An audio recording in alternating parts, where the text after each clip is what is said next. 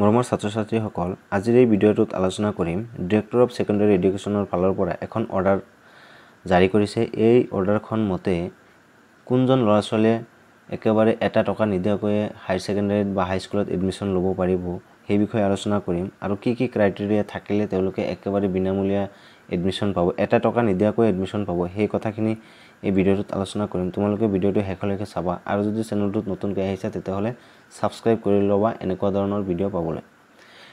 যিয়ে নহওক, এই ভিডিঅ'টোত আলোচনা কৰিম কোনবিলাক ল'ৰা-ছোৱালীয়ে এটা টকা নিদিয়াকৈ তেওঁলোকে বিনামূলীয়া কিতাপ, বিনামূলীয়া এডমিশ্যন আৰু কোনো ধৰণৰ ফি নিদিয়াকৈ তেওঁলোকে স্কুলত এডমিশ্যন ল'ব পাৰিব। ইয়াতে প্ৰথম পেৰাগ্ৰাফটোতে আছে whereas in order to implement the RTE Act মানে Right to Education Act 2009, the Government of Assam has implementing various schemes that is providing free textbooks, free uniform, waiving of fees, etc. to impart free and compulsory education to all the students studying in government and provincialized secondary schools under Directorate of Secondary Education Assam মানে Directorate of Secondary Education Assamৰ আণ্ডাৰত যিবিলাক চৰকাৰী আৰু প্ৰাদেশিক বিদ্যালয় আছে সেই বিদ্যালয়সমূহে কোনো ধৰণৰ ফি নোলোৱাকৈ তেওঁলোকক বিনামূলীয়া কিতাপ, ইউনিফৰ্ম আৰু ফি ৰেহাই দি তেওঁলোকক মুক্ত আৰু বাধ্যতামূলক শিক্ষা প্ৰদান কৰিব লাগিব। তাৰপিছত whereas the Government of Assam has issued a notification by Iman number dated 24/6/2023 notifying that no government and provincialized higher secondary schools and senior secondary schools of Assam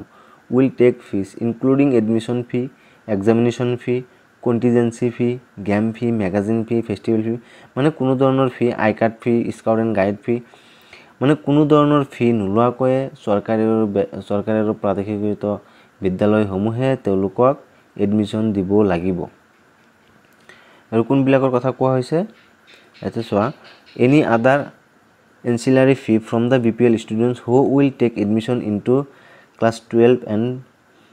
11 and 12 subject to fulfillment of terms and condition মানে 11 আৰু 12ত যদি কোনোবা admission লয় তেতিয়াহ'লে যদি তেওঁৰ family ইনকামটো মানে 2 লাখৰ তলত হয় আৰু তেওঁ BPL কেটেগৰীৰ আণ্ডাৰত আহে তেতিয়াহ'লে সেই ষ্টুডেণ্টজনৰ কোনো ধৰণৰ ফি স্কুলৰ পৰা ল'ব নোৱাৰে, এটা টকাও ল'ব নোৱাৰে, তেওঁক এডমিশ্যন দিব লাগিব, তেওঁক ফ্ৰী কিতাপ দিব লাগিব আৰু ফ্ৰী শিক্ষা প্ৰদান কৰিব লাগিব। এইখনেই ইয়াতে কৈছে। তাৰপিছত whereas it has been reported that heads of some secondary schools are collecting fees from the students during the ongoing admission process আৰু এইটো ডিৰেক্টৰে জনাই দিছে যে তেওঁলোকে খবৰ পাইছে যে কিছুমান স্কুলৰ হেডে ষ্টুডেণ্টৰ পৰা ফিবিলাক গ্ৰহণ কৰি আছে বা কালেক্ট কৰি আছে, গতিকে তেওঁলোকক জনাই দিছে যে এইটো যাতে নকৰে। Therefore, all the heads of institutions of government and provincialized secondary schools of Assam under the Directorate of Secondary Education are hereby directed not to levy any kind of fees on the students studying in class 6 to 10 and from the student of class 11 and 12 whose parental annual income from all source is below 2 lakhs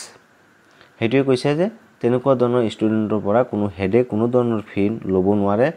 যাৰ যিখন student BPL কেটেগৰীৰ আহে বা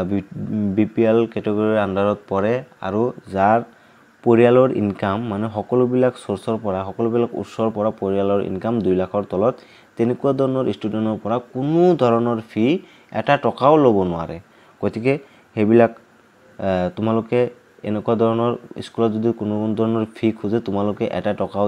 নিদিবা আৰু তোমালোকে পাৰিলে এই অৰ্ডাৰটো দেখাই দিবা, মই এইটো ডেছক্ৰিপশ্যন বক্সত দি দিম, তোমালোকে ইয়াৰ পৰা ডাউনলোড কৰি লৈ যদি কোনো স্কুলৰ হেডে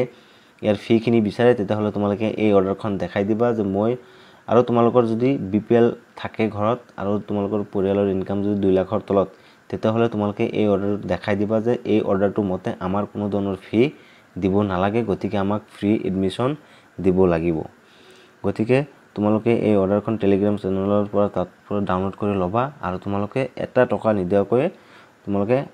HS ফাৰ্ষ্ট ইয়াৰ আৰু ছেকেণ্ড ইয়াৰত এডমিশ্যন ল'ব পাৰিবা।